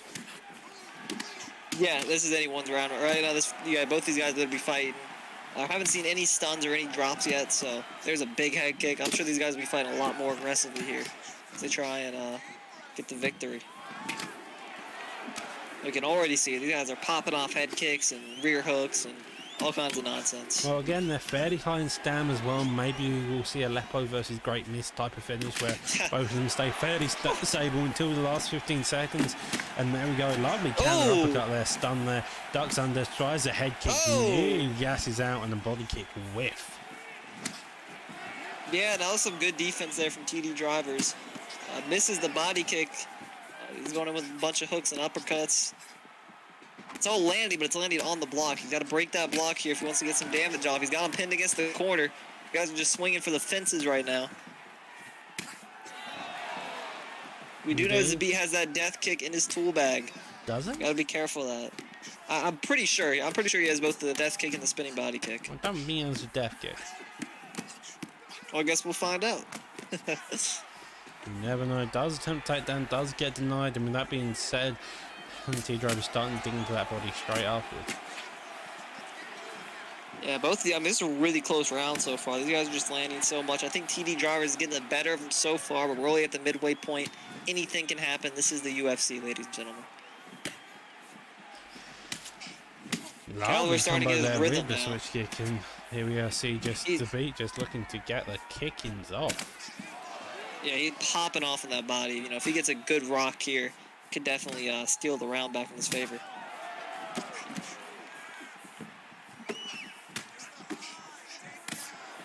Ooh, spinning elbow doesn't land though. Lands on top of the block. Good teep there from Caliber. He's going right back to those body kicks.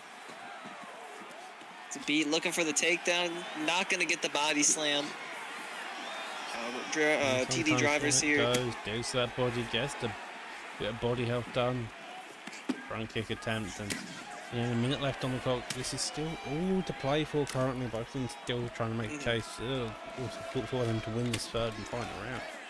Right, I think right now Caliber's a bit ahead because of the body damage. They both have a rock, if I'm not mistaken, in this round. 40 seconds. These guys got to do something here, though. Otis trip. That's going to get the takedown. Yeah. Caliber here is probably going to be content laying on top. I don't know if he did enough, though. Like, there we go. He postures out back to his feet. I was going to say, this is still anyone's fight. I wouldn't be too content just laying on my back. Last 15 seconds. Ooh, Aldo clipped him a little bit there at the right hook. Spinning head kick. He is dropped right as the last second. I don't know if that's going to count towards the scoring. I think he did get the shot off in time. That was right at the buzzer. I mean, you asked me, I think Caliber took that fight, and no. TD Drivers, 29-28 in the favor of Cal. That's an interesting one. Wow. Let's see if we can go check the stats here. I mean, yeah, he clearly won round 2. You've got the knockdown in round 3. That's a really sketchy decision. Yeah, you gotta wonder if someone got paid off there in the judges' scorecards, especially with that drop at the last strike. I mean, that's like Nate Diaz when he popped Leon Edwards right at the end. And the refs don't care. They said it don't matter. We're giving the fight to the TD Drivers, but he is your winner by unanimous decision.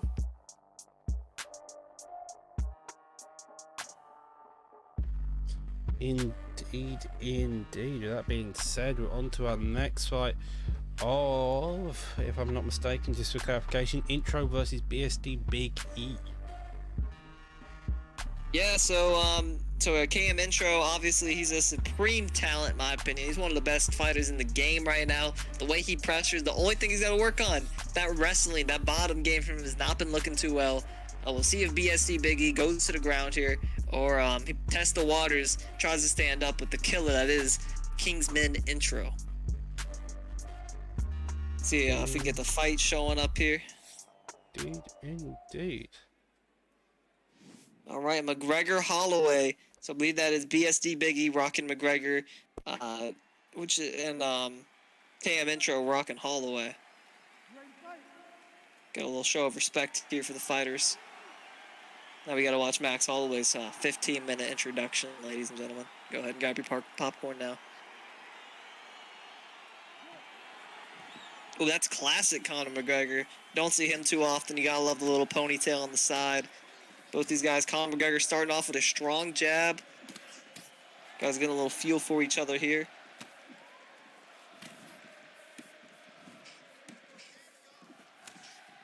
See Conor McGregor putting on the pressure early. Looks like Cam Intro's got him on his back foot, which is surprising because, like I said, Intro is known for that, just relentless pressure. Those great boxing combinations he has. A little bit of a oblique kick there for the legs. Both these guys still feeling each other out, though. You know, they haven't really got a sense of how this fight's going. See, Conor McGregor, interesting, working those legs. You normally don't see that against the Max Holloway when he's got that 99 switch stance, but he's hoping it pays dividends for him here. Beautiful, swerved out of the way of traffic, hits him with a left hook and an uppercut. Conor McGregor, BSD Big E, trying to put it on a show here, ladies and gentlemen. Going for that jab hook uppercut. It does land. It connected with Intro. It didn't get him hurt, but I mean, you definitely felt that one. Beautiful spinning body kick from Intro. We see BSD Big E is definitely looking for a lot of those 1-2s. He's not mixing in a lot of hooks. He's normally landing with those jabs and those straights. Big body kick there from Intro. At the midway point in this round, there's a big overhand. BSD Big E looking for another drop here. He's going to back off, let him recover. I mean, that was a big moment in this round. You know, sometimes those wild overhands, people think you're going low, hits him right over top. That's what happened to KM Intro right there. He got hit with a big shot. Looks like he's completely recovered now, though. 2 minutes remain. A little bit of bobbleheading here going on for both opponents. Beautiful check hook there from Conor. KM Intro, though, he's still fighting off the back foot. That's been the biggest reason for BSD Big E's success so far in this fight. He's fighting on, you know, he's pressuring the pressure fighter. And when you do that, most of those guys don't like fighting off the back foot. And that's why he's having success so far in this fight. Ooh, beautiful body shots there from Intro. He's getting his groove back here. Whenever he's fighting on that front foot, you see he's landing these combinations. Just getting tagged a little bit too much for his liking. I can see that. Those straights are coming in from Conor. You know, he's got that laser focus. He's got about 99 punch speed in those straights. But as I say that, Max feeds him with a 1-2 right up the middle. Indeed. Well, Max has done a fantastic job here. He's looked for overhand there, and McGregor's just firing back. Every time he's just sneaking those shots in, he's done a fantastic job each time, just walking past that block and just sneaking shots in. It's interesting to see also, we haven't seen any, like, I was about to say, I haven't seen any spinning kicks from Conor. You know, those are, most Conor players love that spinning body kick and obviously the spinning head kick he has.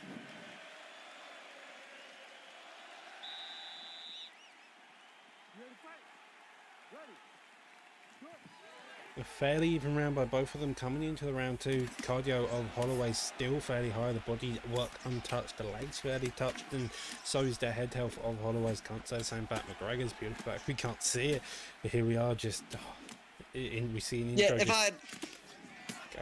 I had to guess, BSD Big E's probably looking better on the health stats. He was landing a lot of the bigger shots, but there you go. Max Holloway feeds him a 3-piece to the face. Oh, beautiful pullback uppercut. Max Holloway looking for the finish. KM Intro, can he get it? No. Conor McGregor survives. What a sequence there from KM Intro. Him with about a 3-piece to the face, got him hurt, and then a pullback uppercut. Really did it. Now he's looking for some ground and pound here.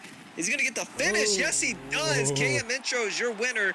Herb Dean mercifully stops the fight. Impressive job by KM Intro. As you mentioned, the head health of Conor is probably fairly high. Gets a knockdown and then KOs him like the minute after you said that. Yeah, I mean, it wasn't anything I mean, it was just some great combinations right there. You saw a 1-2 hook, got him hurt, that pullback uppercut, you know how much damage that does, and then that ground and pound, that was basically the fight there. You know, Herb Dean might be a little controversial stoppage. I thought Conor is still defending himself, but regardless, it's going to take us into the main event of the evening. Terminator versus M-Town. You know, both these guys are very exciting fighters to watch. I actually matched up with KM Motown yesterday in some ranked. He got the better of me there. He's got some great striking. Obviously, I don't need to bring up the striking of Fadinator. Everyone knows how high level he is of a striker. Coming off a win on Saturday, I'm sure he's looking to repeat that performance. Indeed. Lovely job there. Motown starting off getting that slip straight as well. That shoulder roll is one of the mainstays of M-Town within his entire striking capacity. Because we see Fad already getting that just simple straight lead hook off. Oh, beautiful dodge in the uppercut there. Rob Font putting a lot of pieces together here. He's really piecing up Fadinator. He's got to switch something up. He's just walking into these punches.